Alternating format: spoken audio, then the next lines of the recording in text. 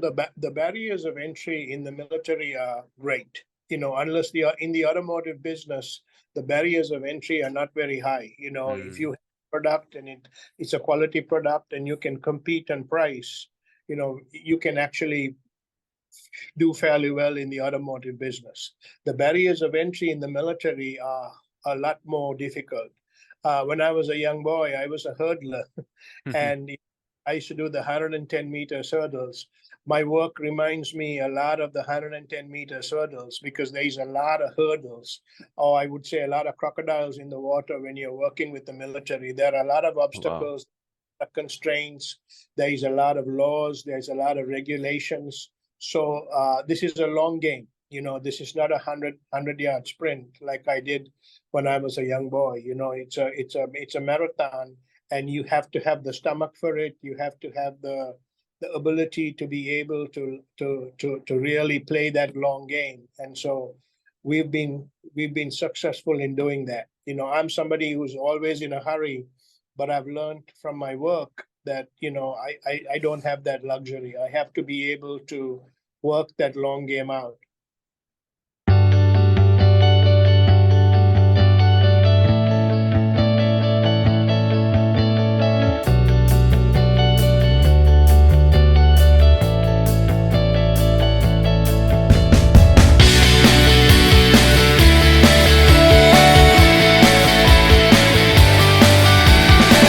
So welcome to the Meaningful Jobs podcast season 2. I'm your host Adrian, and today we're extremely honored to welcome Sam, who's the president and CEO at Parts Life. So how are you doing, Sam? Hope you're well. I'm doing good, Adrian. Thank you for asking.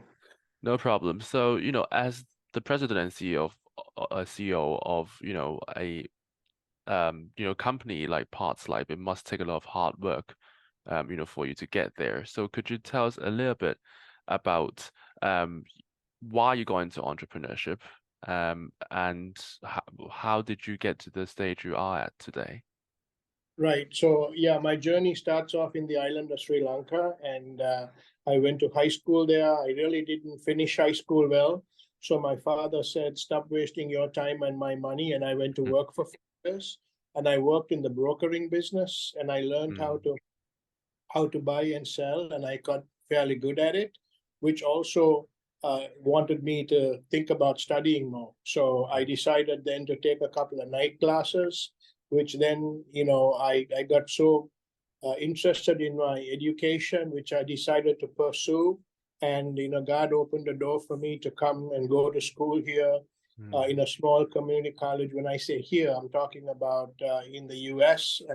Started off in Michigan for a year, and then I parlayed that 2 years, 1 year in Sri Lanka, 1 year in Michigan, to go to Oral Roberts University, where I got a degree in marketing. And so then I got hired straight out of my university to be able to come work for a company in Philadelphia, and went to work for a very large remanufacturer of auto parts. They were the largest privately held remanufacturer of auto parts in the world, and Mm. I worked for them for 12 years. And it was heavy industry, but I learned a lot, and I really got to learn my trade there.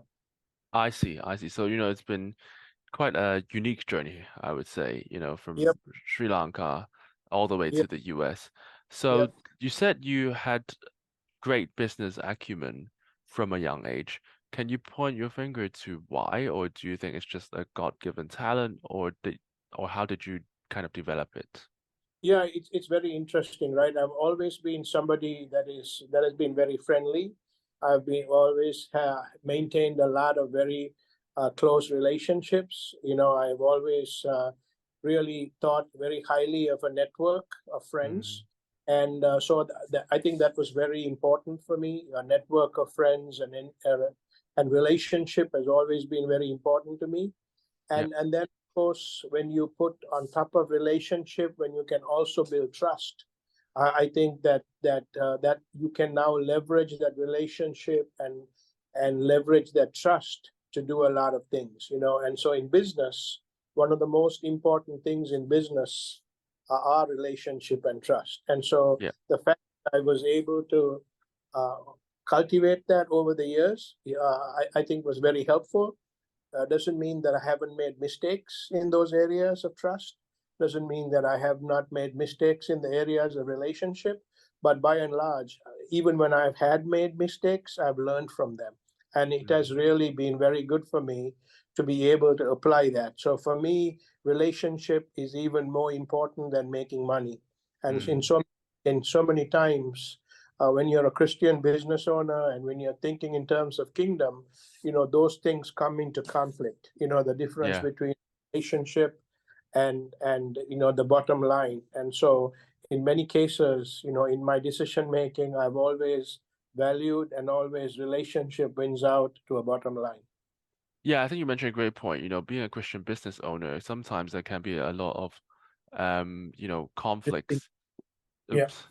Yeah, so yeah, I think you mentioned a really great point about being a Christian owner, because there can be a lot of conflicts between how you do business and your own values. So how do you balance that? Well, I think you have to take it by a case basis, right? Because not every situation is the same. But I would say that at all times we have to think about all of that. And end of the day, especially as Christians, one day when we stand before God, success is not necessarily measured by how profitable we were or how much money we had in the bank, but how we would treat people. One of the things my mother would always teach and reinforce me was, when you do for the least, you're doing it as unto me, right? So Mm. I've tried to always use that in my decision making process. Yeah, great point, I think, because as business owners, profit is obviously very important, but um that could also be on with conflict with your inner values. So was there any like particular challenges in your business career, like what I'm saying is about maybe conscience related matters, like, and how did you kind of resolve it? So conscience or values related, right? So there was a time when I had first started Parts Life, I owed three of my suppliers quite a bit of money, and I Mm, didn't have the ability to pay for it right away. mm, But over a period of 3 years, I made good on that promise. So something that I had to pay between 60 and 90 days, it took me 3 years to pay. But wow. I always took their phone calls. I always told them that that I was going to be that I would honor the commitments that I had made. I Mm, eventually paid them for it. I offered to pay every one of them interest on the money that I owed them. And every one of them said, Sam, we really don't want interest. We would love to have an ongoing relationship with you. And even 7 years ago, I bought a company out of bankruptcy. And when I bought that company out of bankruptcy, because of the way the bankruptcy worked out, I didn't necessarily have to pay all of the debtors, 100 cents on a dollar, which mm, I did sure that I did. And it wow. was interesting that 2 days ago I was golfing at an industrial. It was an industry day event. It was a National Defense Industrial Association golf outing, and I was leaving with a friend of mine. And one of the people who was also leaving with me asked me whether I worked for Parts Life, and I said yes. And he said, "Oh, we supply a lot of product to Deval." And he said, when before you bought Deval, he said we were on a cash only terms with you, but now Mm, we have terms with you, and you make sure that you pay your bills on time. yeah. And he was talking a lot about my organization, and I was extremely happy to hear that. And not only was I there was another person walking with me, and it was really awesome to hear somebody who's a supplier saying that there's a big difference between me owning the company and what I'm doing and how I'm treating our suppliers versus how it was before that. So I think that you can also, the way that you treat your suppliers, the way that you treat your employees speaks loud and clear about what type of a business you are.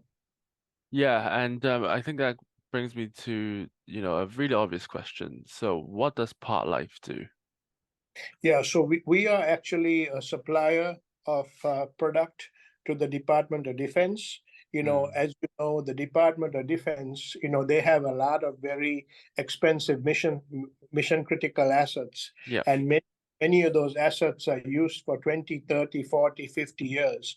Unlike a car, if you are driving a 10-year-old car, it's considered an old car. But a lot of these assets, when you're talking about planes, you're talking about ships, you're talking about submarines, they're used for much longer than that. So they have Yeah. long life cycles. And in my business, we call it a long tail, meaning there is a long time that you have to be able to maintain these assets. And so that's where we come in. As the assets get older, it's more and more difficult to find the parts that are needed. And so we actually supply those parts for those assets. Wow, I mean, like that's really meaningful business, it seems, because not only you're contributing to the defense sector in the US, you actually play a big role in the maintenance of the parts. Yep. So can you tell us a little bit about how you got into this business? Because it seems like a really niche business that not a lot of people understand, I think. Yep. So let me talk a little bit about the importance of the business, and then we'll talk a little bit more about how I got into the business. So, Yeah. if you go back and look at Maslow's theory of needs, right? Maslow said that that there are something called safety needs first. After you take care of your physical needs, the next most important thing is your safety needs, right? And if you think about that as an individual, you have a need to feel safe, and that's so true even as not only in the US but in Europe. So not only do we supply these parts to the US, we have foreign military sales where we're actually supplying parts globally to our allies as well. And with everything that is going on with the war going on in Europe, there is a need for countries to feel safe. So safety has become an even very, very important issue around the world, right? So, Yeah. so we feel like a lot of our work is extremely meaningful, and so and the whole issue with defense is it's actually defense, it's not offense. So you're actually, by having a strong military, you're becoming a deterrent to the world, right? Because don't want to mess with you now because they know that you have a strong military. Having said that, you asked me how I got into this business. So after working for that large automotive company for 12 years, I did some consulting for 7 years and then decided to set up my own work on my business. And I actually thought I was going to work in the automotive aftermarket, which I knew very well. But the automotive aftermarket at that time was dead. And I had to actually pivot away from the automotive aftermarket into this military business. And God had specially ordained that for me. He had specifically laid aside some work for me to do, and as a Christian, Ephesians 2:10 is one of my favorite scripture verses, right? It says, God's workmanship created in Christ Jesus to do good works, which he has prepared in advance for us to do. And so, he had already positioned me and placed me in a way that I was uniquely positioned to be able to do that work. He had uniquely qualified me, and he had uniquely positioned me to do that work. So when I found it, there was an alignment, and so where there is alignment, then value can flow. And that's where I was able to work on my purpose and also to be able to work on my potential, if you will. Well, yeah, I think it's a great point because you said that there were lots of unexpected twists. You didn't know perhaps how God was leading you. And I guess you didn't know he was preparing you eventually for this military business when you were doing the special pieces of work that he ordained. So, switching from the automotive industry into the military industry, what would you say are the biggest challenges for yourself? Yeah, so the barriers of entry in the military are great. Unless in the automotive business, the barriers of entry are not very high. If you have a product and it's a quality product and you can compete on price, you can actually do fairly well in the automotive business. The barriers of entry in the military are a lot more difficult. When I was a young boy, I was a hurdler, and I used to do the 110-meter hurdles.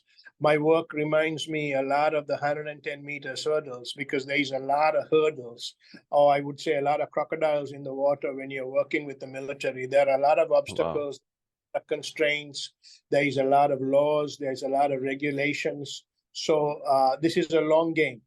This is not a 100-yard sprint like I did when I was a young boy. It's a marathon, and you have to have the stomach for it. You have to have the ability to be able to really play that long game. And so we've been successful in doing that. I'm somebody who's always in a hurry, but I've learned from my work that I don't have that luxury. I have to be able to work that long game out.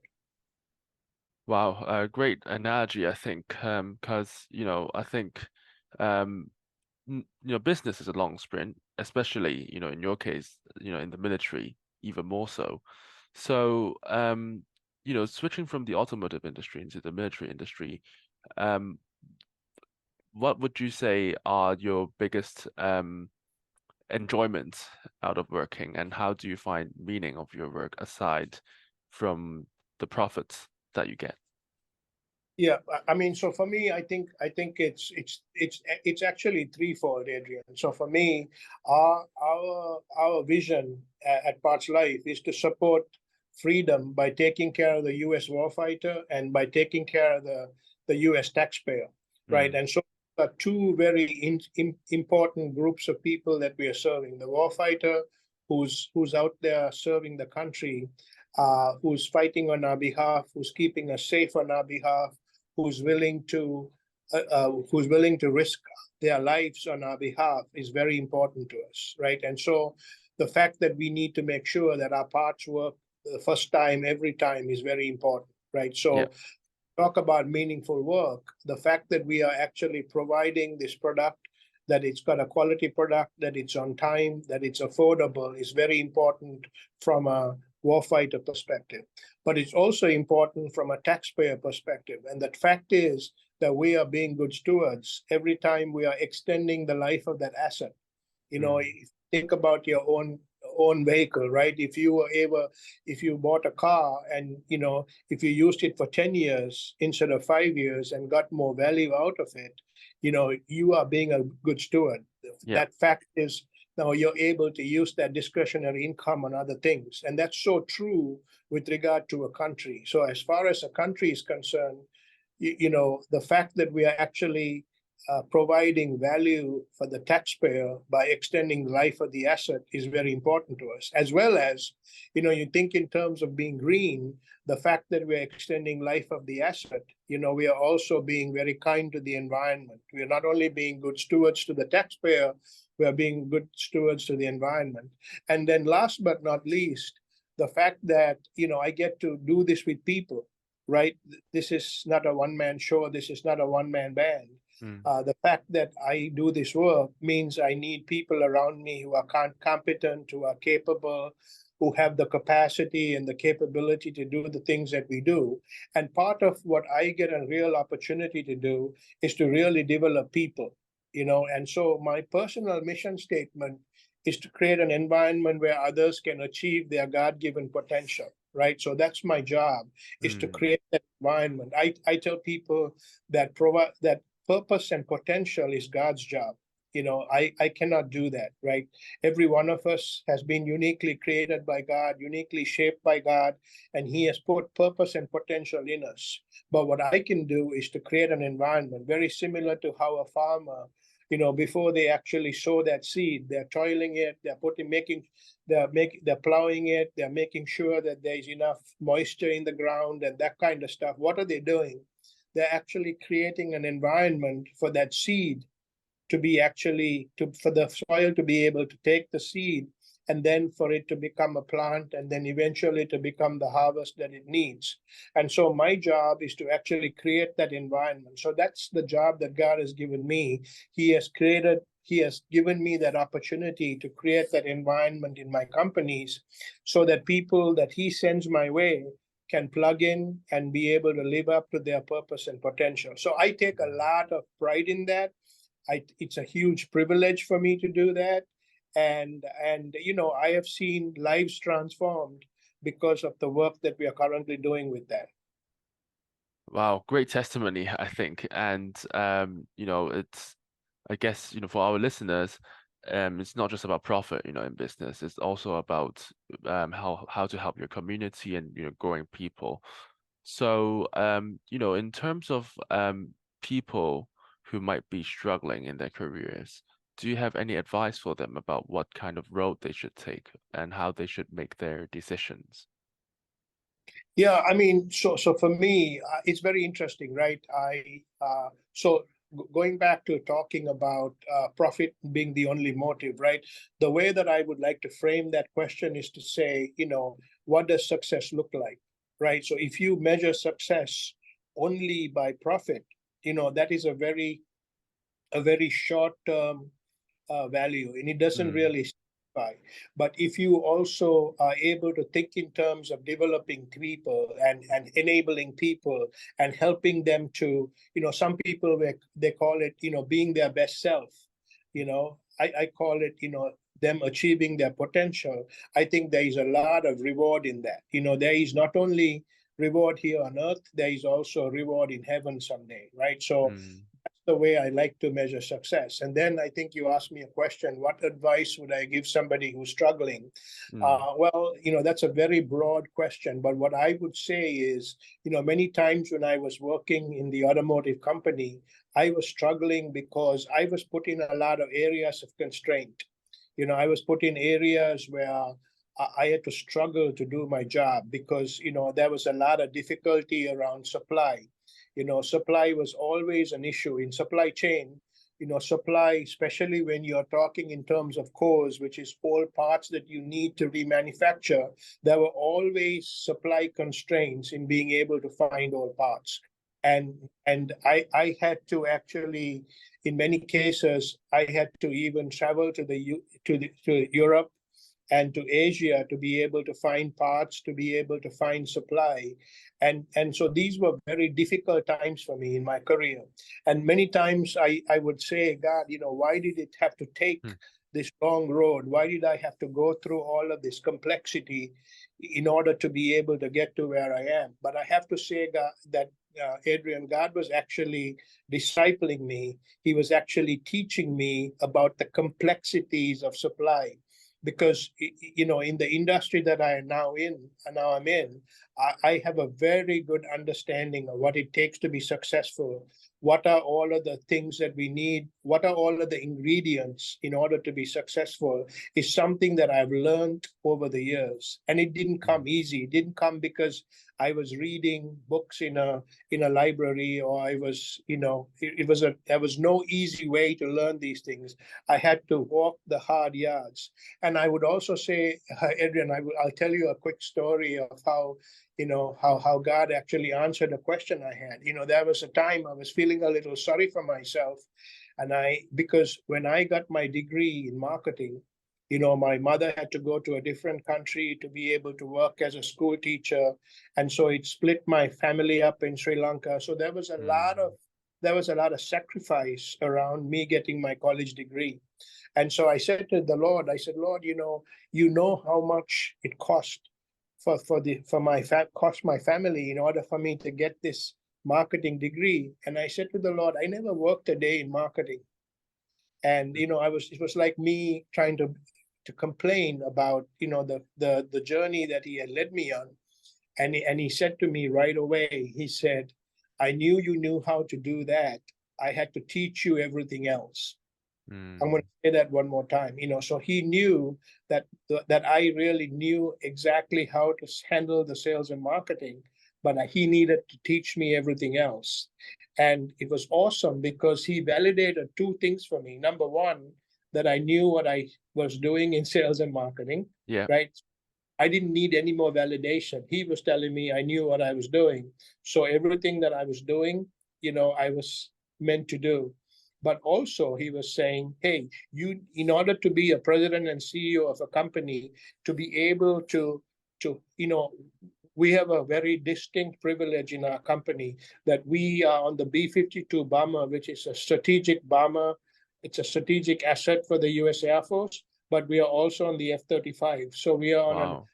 we are on a 60-year-old B-52, but we are also on a brand new F-35. And so in order to be able to do these kinds of things, in order to be able to perform at these levels, I had to really be trained and tested and really understand, like my mother would say, the dirt under my fingernails. And the only way the only way I learned how to do that was to really walk these hard yards. And so I think it's important for us as Christians to learn to trust Him, to learn to trust Him and to make sure that that we allow Him to work through those times. Those times of testing, those times of trials. We need to persevere and get through that. Sometimes I find that we are not necessarily willing to be able to go through those hard times, but it's in those valleys that we learn. It's in those valleys that we are stretched. It's in those valleys that we learn some of those hard lessons that later God's going to use in order for us to create success. Wow. Yeah, I think you touched on a few great points. Sometimes we know what we know, but we also don't know what we don't know. Yeah, And, God has his own ways, to yeah. help us understand the full picture. So listen, it's been, a great interview. I really enjoyed talking with you about your career, how you started your business, and thanks, for your advice for our audience. So, hope you have a great day and wish you all the best. Thank you. I appreciate that.